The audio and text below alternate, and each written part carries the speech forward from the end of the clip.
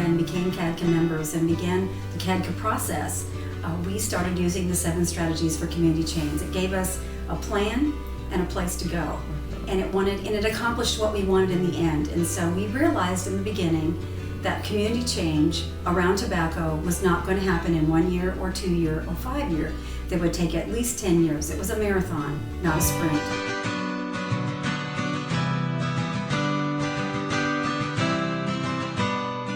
Nobody wanted to be smoke-free because they were going to hurt the farmers. Our university received millions of dollars from U.S. Tobacco, so they wouldn't come on board to assist us. So we avoided them. What we found early on was it was a very interesting strategy. It kind of fell in place. We hooked up and partnered with regional partners that were already doing that work, and we allowed them to put their name on the messages in our community for about 3 or 4 years. So there was never a connection between our coalition and the word tobacco use, although we were doing the work behind the scenes, until we built enough relationships that trusted us to know that we had the best interest of our community in mind.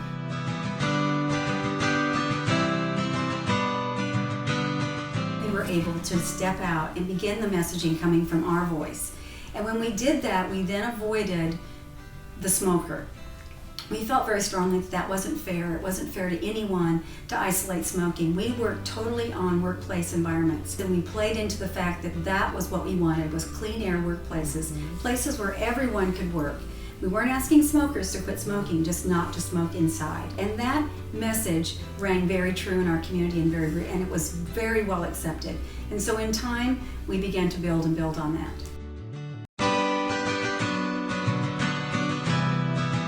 First of all, the tobacco settlement monies that every state received helped our county a lot. We were given a tobacco coordinator for our region, and they were very well funded in the counties they served with billboards and media, and they got into our schools. So that resource was enormous financially. We also partnered with a foundation, the Healthy Kentucky Foundation, that has continued to support our work through small grants. We really haven't had to spend a lot of the Drug-Free Communities monies because our health department has initiated a lot of things. Our local hospital has been very, very vocal with health messages on secondhand smoke.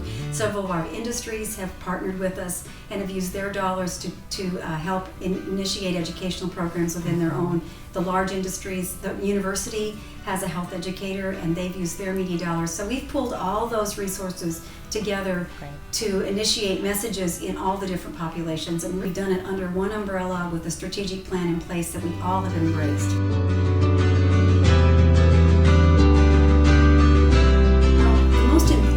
Educational piece that we've had as a unit, and this has been in 10 years, is we've had life skills training, the Bodfin life skills training in place from 3rd through 8th grade consistently with fidelity for 10 years in both of our school systems. And I think having the consistency of that educational piece in the schools has made a big difference in the reducing of our 6th grade onset levels.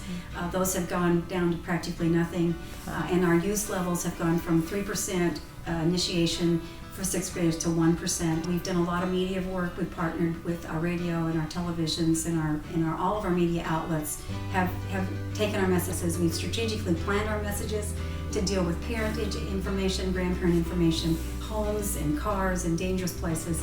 And I think those are probably some of the most important educational pieces. Then we've also done face-to-face education with health fairs, person to person. We've talked with those key people in our community that make policy change to talk about the initiatives of making their place smoke-free. And so we've educated at every step. Our state realized that our particular western part of Kentucky had a huge problem with asthma in schools and asthma hospitalizations. And so they invested some money in our region to do asthma education. And of course, asthma is exacerbated by secondhand smoke. So we joined that coalition and we began introducing that message into our schools, and we took our last initiative working on homes and cars, asking parents and grandparents and aunts and uncles, please do not smoke around children, please do not smoke in your home or in your car because of asthma.